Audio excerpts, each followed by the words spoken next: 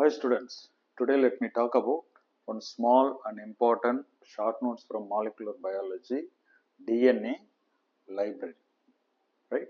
Gene library or DNA library. Actually, the definition is collection of cloned restricted fragments of DNA. You know the double standard DNA, so it will make it into some fragments and then put it in some containers. So, collection of cloned restricted fragments of DNA. Okay. So, this reflects the total genetic information content. The total genetic information content of any organism is there in the DNA library. Okay. So, the first point is definition. Second is we are having one classification, that is genomic DNA library. Second one is complementary DNA library. Genomic DNA library means first you have to isolate the complete genome, that is entire DNA you have to extract. Then this complete genome, that is entire DNA, means it consists of both introns and exons. You know the exons are expressed one and introns are unexpressed one, waste one, it should be removed. So they cut into several small pieces by restriction endonucleases, right? After that, they have introduced into vectors for cloning.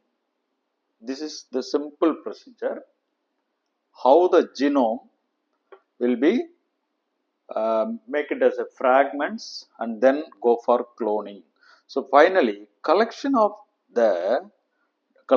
these different recombinant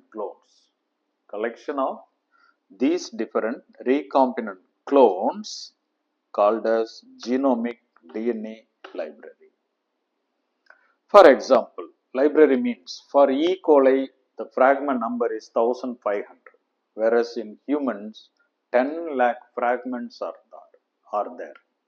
So you have to put it in one culture medium box or some sterile boxes.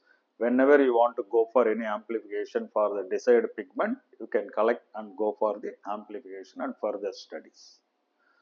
Coming to the complementary DNA library, that is called exclusive DNA library. Why? Because it has only exons are represented, no introns. So purely exons.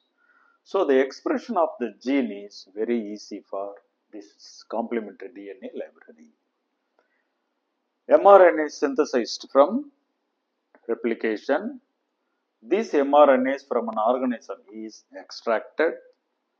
Then complementary double-stranded DNA are produced by reverse transcriptase.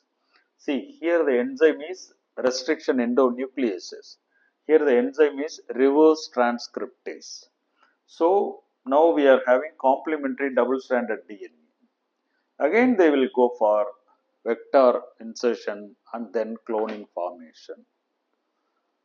So whenever you want to go for any desired DNA amplification, you can pick up the particular or specific fragment and go for the further analysis. So this is the advantage of DNA library, right? This is very important 5-mark question. Free time, all of you please go read.